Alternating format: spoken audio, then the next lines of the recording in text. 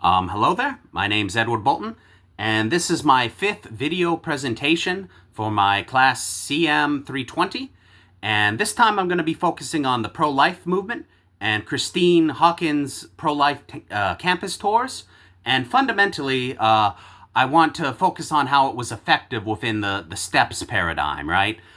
So to start off, some background information. The pro-life movement was a response to the growing acceptance of abortion in the mid 20th century, give or take, around like the 1970s, right?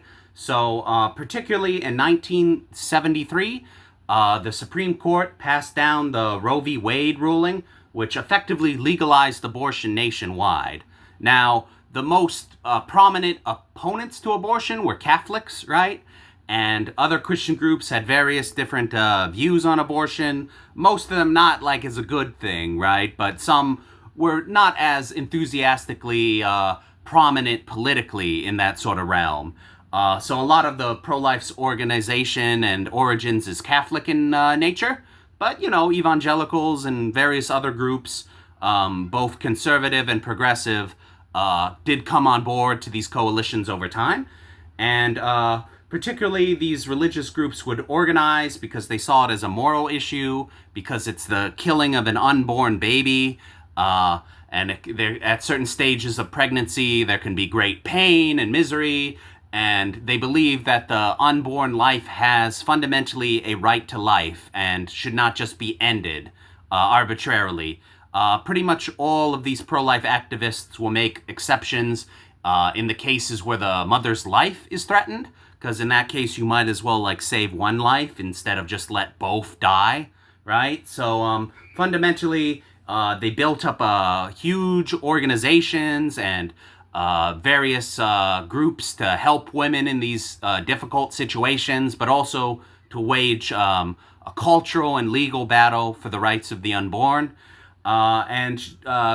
Christine Hawkins is like part of that tradition. A lot of pro-life leaders are women, and she's a woman that has dealt with the tragedies of miscarriage and cares very deeply about these issues, right? So one notable example was her Planned Parenthood project tour, in which what she fundamentally did is display pink crosses across these college campuses, right? That represented all the lives lost by abortion. It was very evocative and it had strong imagery. And in addition to this, what she would do is she would go onto these campuses, talk to the college students about alternatives to abortion, about resources that her organization provides, right? She made YouTube content off this, so right from there, it kind of went viral on the internet. I think she reached a lot of people with her ideas and her causes. Within the STEPS framework, what I would say is it drove engagement because the visuals were striking, and when people were passing by, they would see them, and it was a conversation starter. And just having that presence on a college campus, which typically has more liberal views on this sort of situation, it definitely engendered responses. And it made it very difficult for them to ignore. A lot of people get really emotional, and being able to have that dialogue in that emotional setting provided viral clips that would go big on Twitter and social media, right? And I'd say, just being in a public space, people love that kind of content, right? They love the clash of ideas. She would often debate them. She would give full presentations in lecture halls, right? Often she would be protested, right? And this sort of thing, the conflict and the emotional appeals and her commitment to empathy the majority of the time, I think really reached and kind of grabbed people, right? She shared personal stories from her own life and from people that she knew, and it really had, both a social currency, right? Because it was shareable. It had triggers because it was attention grabbing. It was definitely emotional, right? These are all the steps.